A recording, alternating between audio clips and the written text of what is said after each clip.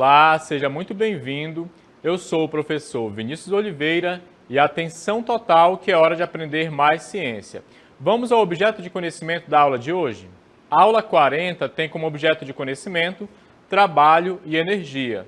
Seu detalhamento: trabalho, energia, cinética, potencial gravitacional e mecânica. Bom, vamos para a aula então?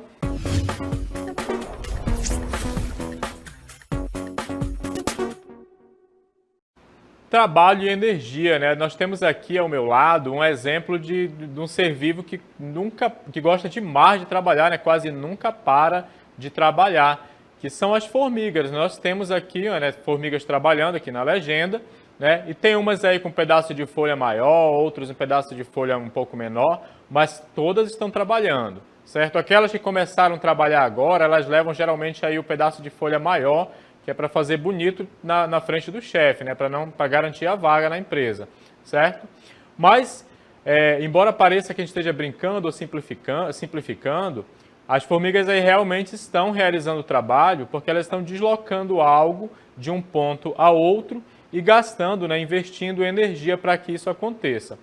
Tá? Então, de forma introdutória, esse seria o conceito de trabalho. E quanto à energia, né? O que seria? A energia é a capacidade de um corpo realizar trabalho.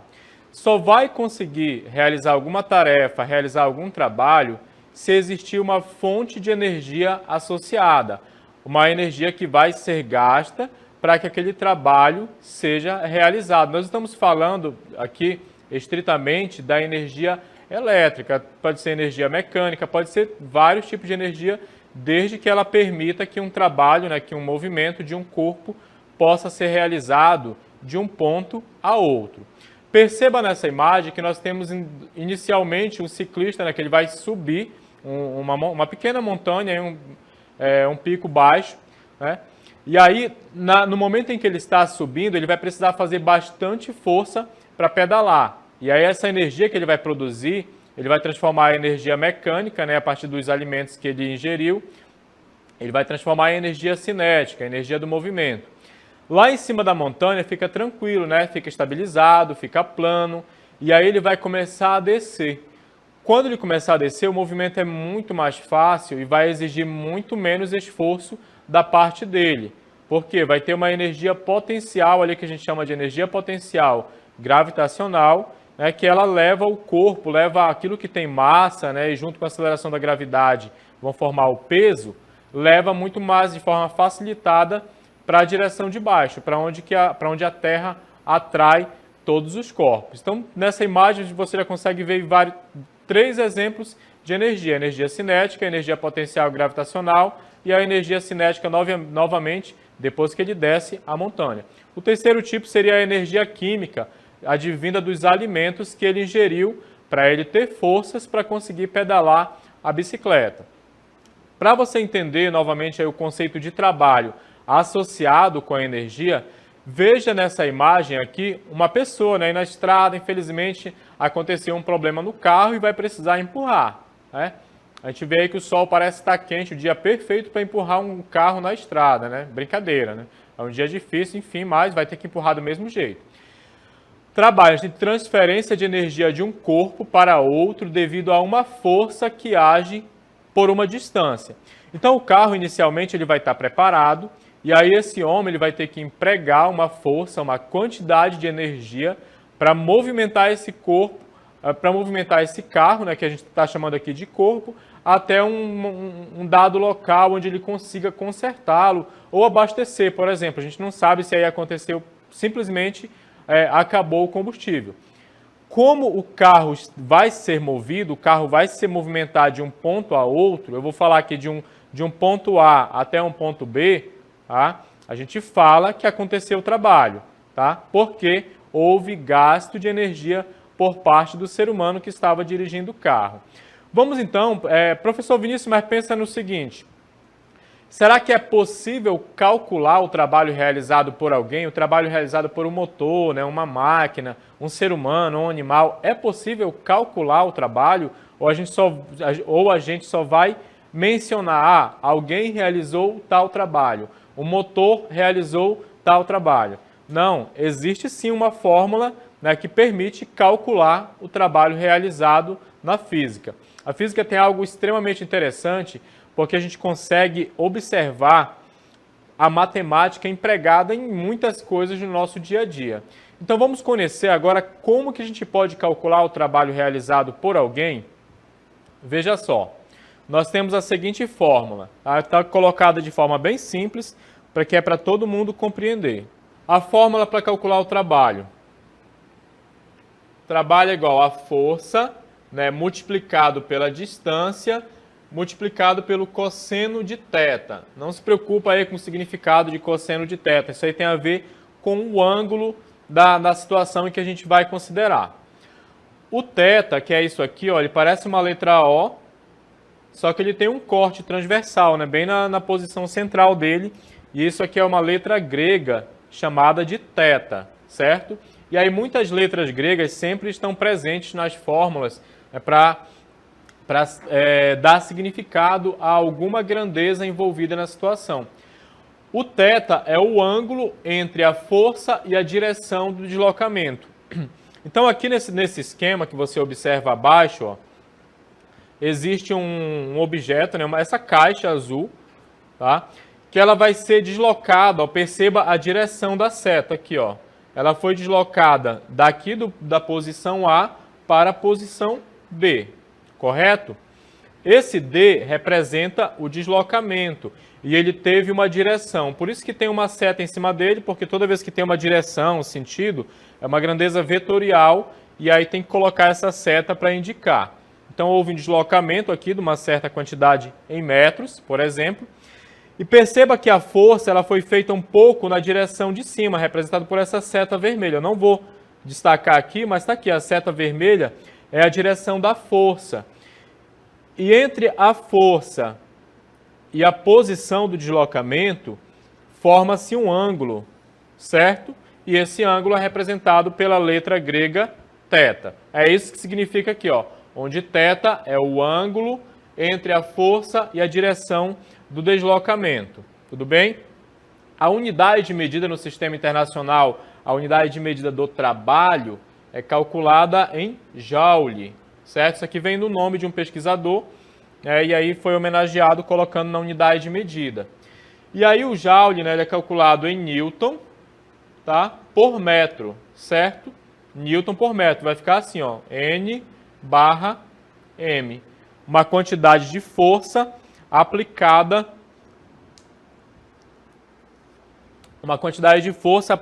durante um determinado tempo.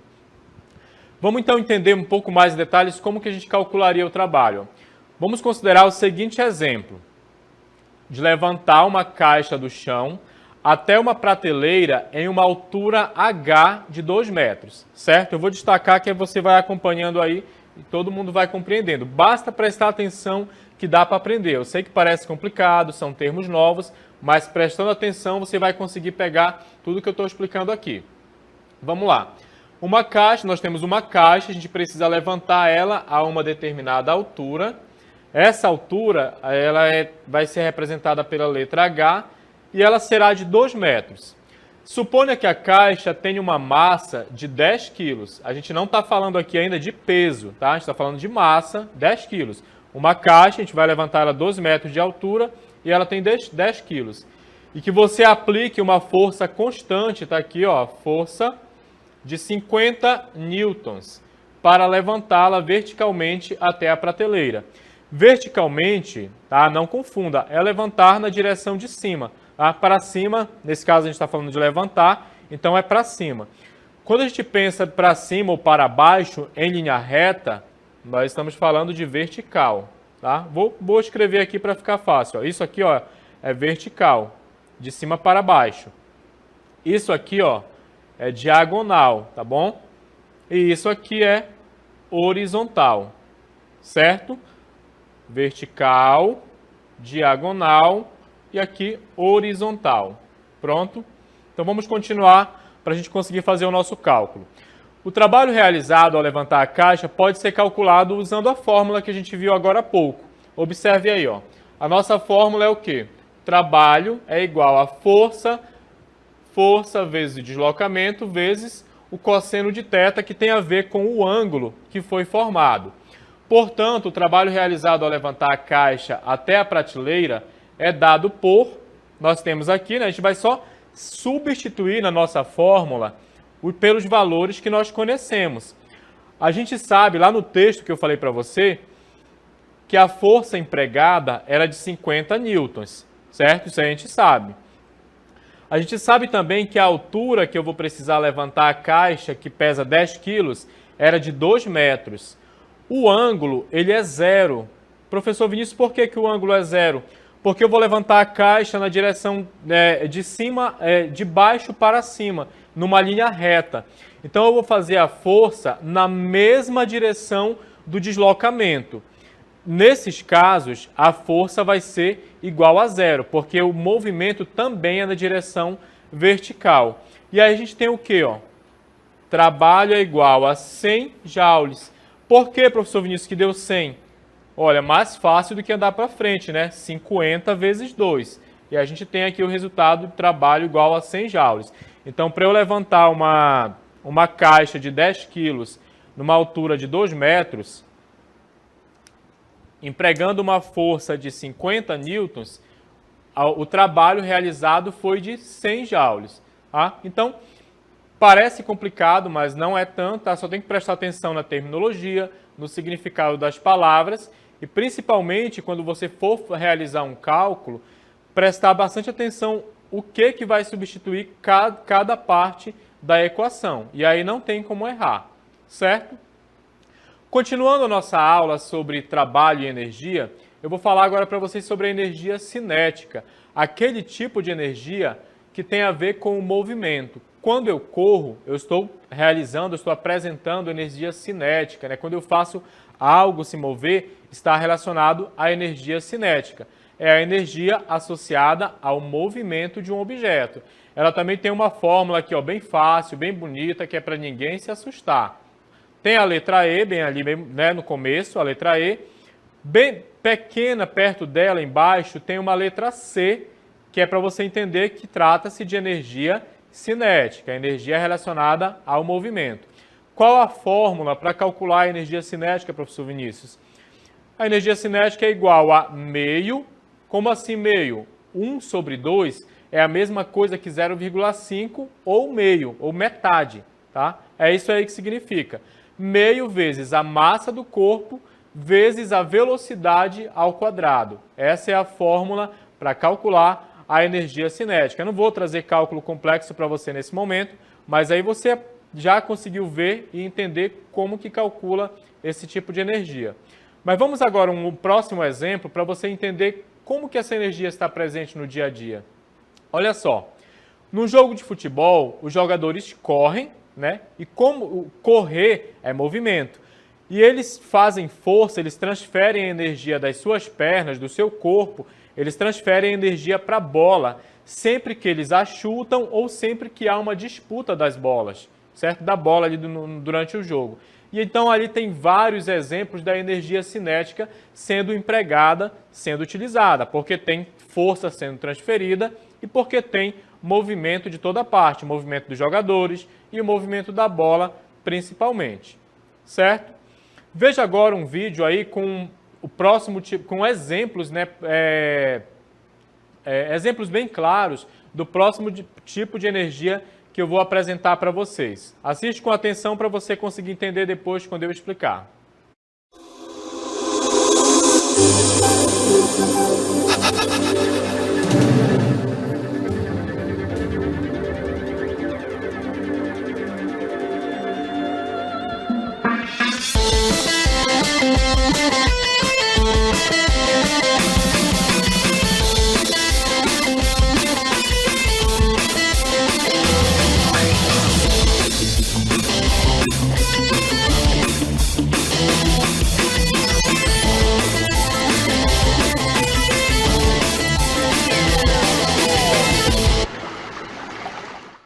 Você acabou de ver aí alguns exemplos da ação da energia potencial gravitacional.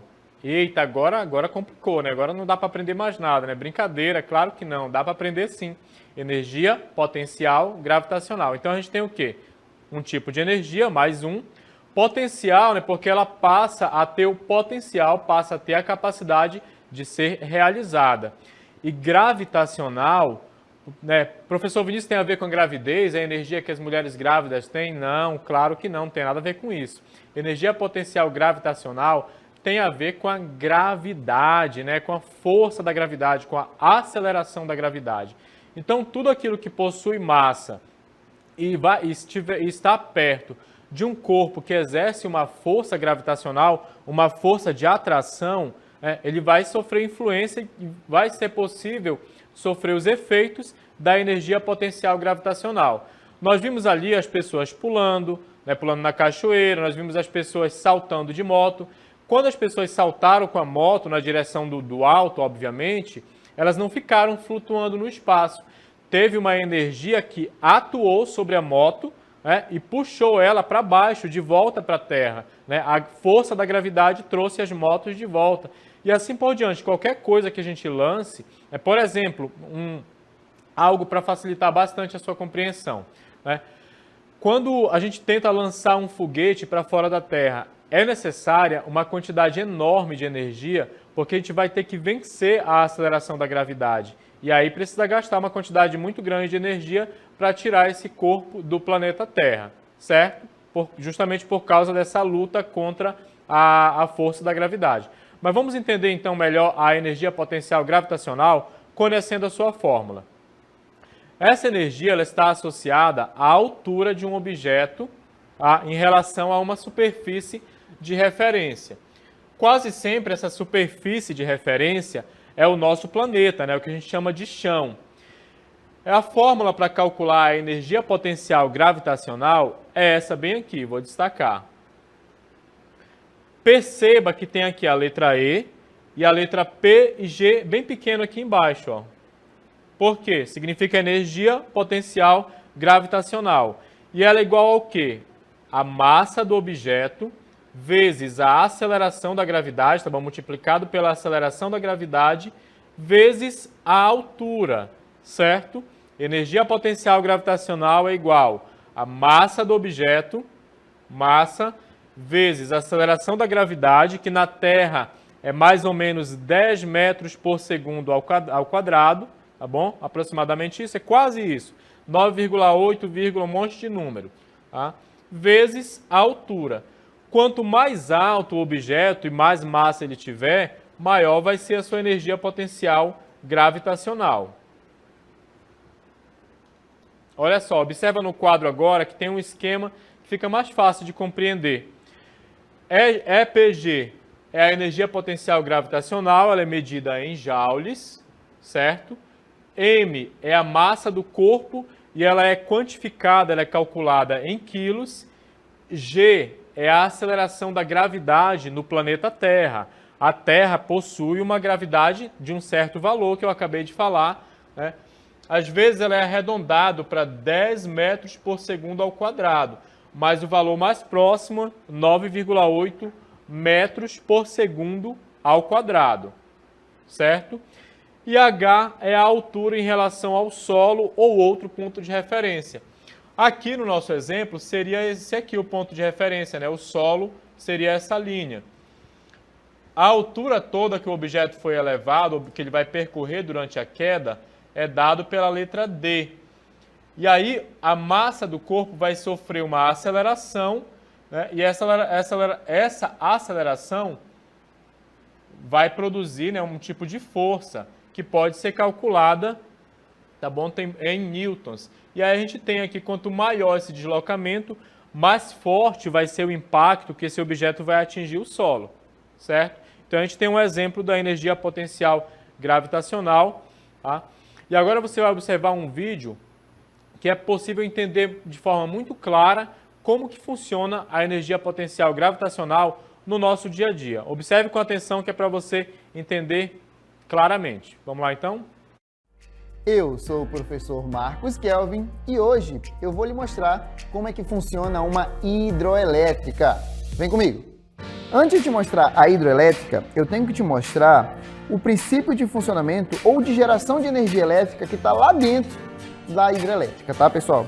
Vocês estão vendo aí, olha só, uma torneira que vai fazer cair uma água, que vai bater aí numa roda que tem um ímã preso a ela.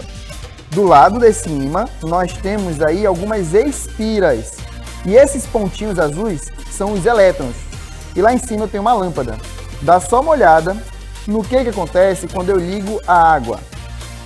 Observem vocês que o ímã começa a se movimentar e os elétrons vão começar a se movimentar. Isso porque, pessoal, está variando o fluxo magnético. E a variação do fluxo magnético vai gerar uma corrente elétrica. Agora, vamos para uma hidrelétrica de verdade? Nós agora estamos aqui na represa de Hoover, nos Estados Unidos. Essa represa tem aqui uma hidrelétrica associada a ela. Lembrem vocês que uma hidrelétrica é um local onde nós transformamos energia hidráulica da água em energia elétrica. Nessa hidrelétrica, nós aproveitamos a energia armazenada da água. Observem vocês que nós temos aí uma grande parede, causando aí uma barreira, uma barragem nessa água. E essa água que vai ficar acumulada lá em cima vai ter uma energia que nós chamamos de energia potencial gravitacional, que vai ser convertida em energia cinética. Vamos ver como é que essa transformação de energia acontece lá dentro da barragem? Dá só uma olhada comigo, olha só. Lá dentro da barragem, então, nós temos aí a água acumulada lá em cima, que vão passar por esses tubos e vão ter aí uma energia cinética por conta da queda dessa água. Essa água, ao cair, vai movimentar a turbina, que vai gerar uma energia elétrica, exatamente igual como nós aprendemos lá no gerador. Uma turbina vai começar a se movimentar, movimentando um ímã que está perto a um circuito, a uma bobina. E essa bobina vai gerar corrente elétrica. E uma coisa interessante é que essa corrente elétrica ela é alternada. Uma hora num sentido, outra hora em outro sentido. É o que vocês podem ver aí nessas linhas vermelhas. Legal, né, pessoal? E é assim que a hidrelétrica funciona e é assim que nós transformamos a energia acumulada da água em energia elétrica para suas casas. Bom, pessoal, eu vou ficando por aqui. Até a próxima. Fui! Bom, ficou muito claro, né, como que funciona ali a energia potencial gravitacional quando aplicada numa hidrelétrica, certo? Uma quantidade de água ela é armazenada a uma certa altura para ela passar depois por um sistema complexo de turbinas que vai converter essa energia, né, transformada em energia cinética quando ela cai, né, quando a água cai, ela produz movimento, faz essas turbinas girarem e aí essa energia, por um conjunto de transformadores, vai ser transformada em energia elétrica que poderá ser utilizada em nossos lares das mais diversas formas. Observe um esquema simplificado agora de uma hidrelétrica, mas você já conseguiu compreender qual o princípio, né, como que funciona esse importante instrumento para obtenção de energia. Note o esquema da usina hidrelétrica, né, demonstrado novamente, desde ali do reservatório até a energia chegar nos nossos lares. Primeiro, energia potencial gravitacional, depois energia cinética, depois a energia elétrica. Tem ainda um tipo de energia que eu falo para vocês agora, que é a energia potencial elástica. É o tipo de energia associada à deformação de um objeto elástico, como uma mola. A mola, gente, ela não é feita desse elástico que a gente conhece, eu tocar, eu sei como é o elástico.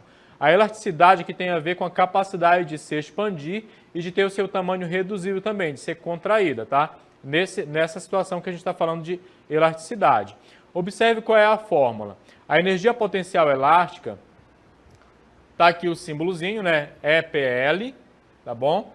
É calculada por K vezes X ao quadrado dividido pelo número 2. EPL é a energia potencial elástica medida em Joule.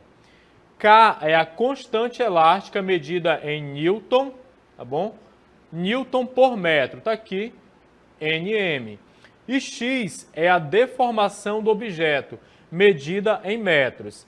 Como assim deformação? Se o objeto vai ser muito comprimido ou se ele vai ser muito esticado, muito expandido. É essa deformação que a gente está falando, né? De pegar uma mola, eu amassar ela bastante, né? Comprimir ela bastante, ou de eu esticá-la bastante. Isso vai influenciar na sua energia potencial gravitacional.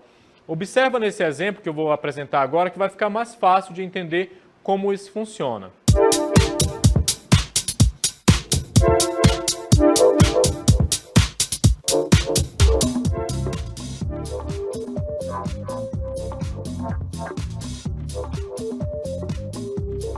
Na barrinha vermelha, né, a energia potencial elástica aumenta. A gente vai voltar desde a primeira situação, né, quando tem pouca energia cinética empregada, lá em cima, certo? E aí depois, ó, uma quantidade ali razoável de energia cinética, a barrinha vermelha enchendo, né, e pouca energia potencial elástica. Quando diminui a energia cinética, porque ela foi transferida para a mola, aumentou a energia potencial elástica. E aí, no último caso, toda a energia cinética foi transferida para a mola, né? A mola foi muito pressionada. E aí, tudo isso se transforma em energia potencial elástica. Então, se a gente soltasse isso aí, com a energia acumulada sobre a mola, ela ia jogar a bola um pouco mais longe, certo? Então, é assim que funciona a energia potencial elástica, ela tem a ver com a deformação dessa mola.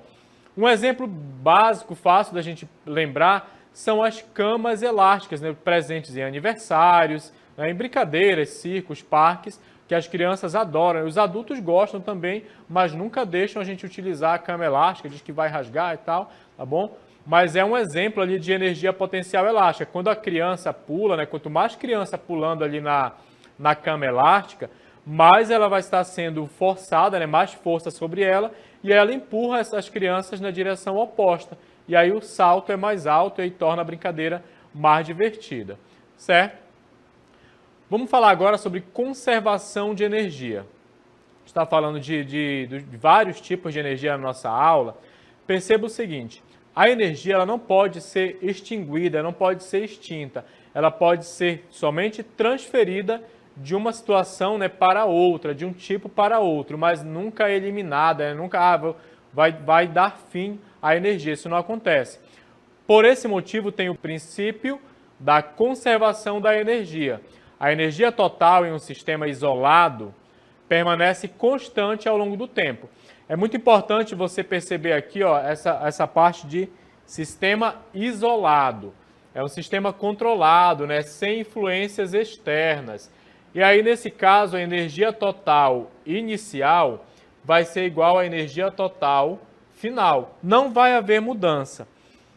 Nesse exemplo aqui do pêndulo de Newton, que eu apresento para você agora, é fácil de você entender isso.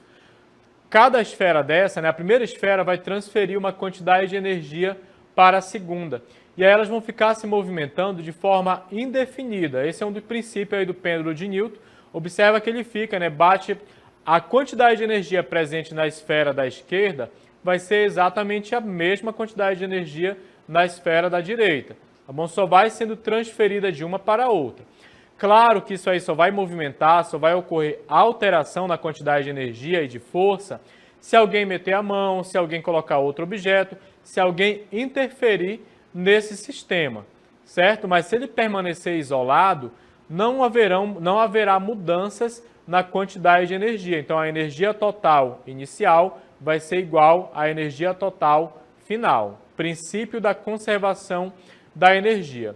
Vamos então agora à conclusão dessa aula sobre trabalho e energia, destacando alguns tópicos para você.